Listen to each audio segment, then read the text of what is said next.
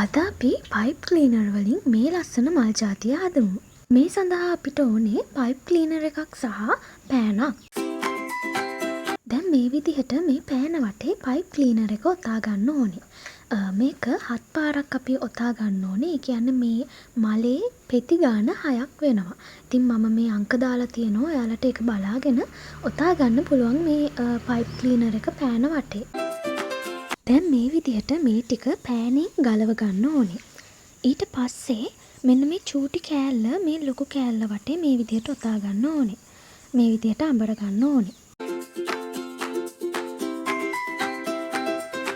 දැන් මේක අනිත් පැත්ත හැරෙව්වහම මේ විදිහට සිදුරක් තියෙනවා. ඒ සිදුරට මෙන්න මේ කෑල්ල මේ විදිහට දා ගන්න ඕනේ. ඊට පස්සේ කෑල්ල අනිත් පැත්තෙන් ගන්න ඕනේ මෙන්න මේ විදිහට. දැන් මේ කෑලි ටික මේ විදිහට දිග අරගන්න ඕනේ. මේ කෑලි තමා මේ මලේ පෙති ටික. ඉතින් මේ විදිහට මේක දිග අරගෙන ඊට පස්සේ මේ කෑල්ල යටට නමා ගන්න ඕනේ. දැන් මේ විදිහට මලේ පෙති ටික ගානට හදා ගන්න ඕනේ.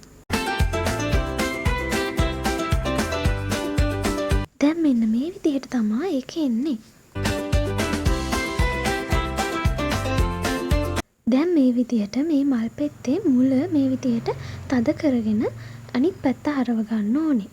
ඒ විදිහටම ඉතුරු පෙති ටිකත් කරගන්න ඕනේ.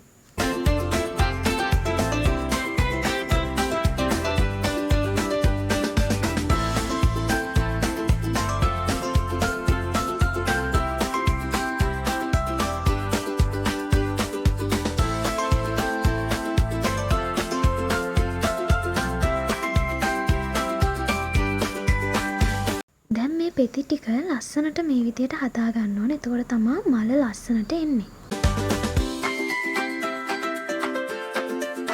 දැන් මේ මල අනිත් පැත්ත හැරෙව්වහම තියෙන චූටි කෑල්ල මේ විදිහට කතරෙන් කපා ගන්න ඕනේ. දැන් එතනට මේ විදිහට ග්ලූ ගන් එකෙන් ගම් චුට්ටක් ගාගෙන මෙන්න මේ කොළ පාට පයිප් ක්ලීනර් එකක් මේ විදිහට අලව ගන්න ඕනේ. දැන් අපි මේ මල හදලා ඉවරයි. ඔයාලට මේකට කොළ එහෙමත් දාගන්න පුළුවන්.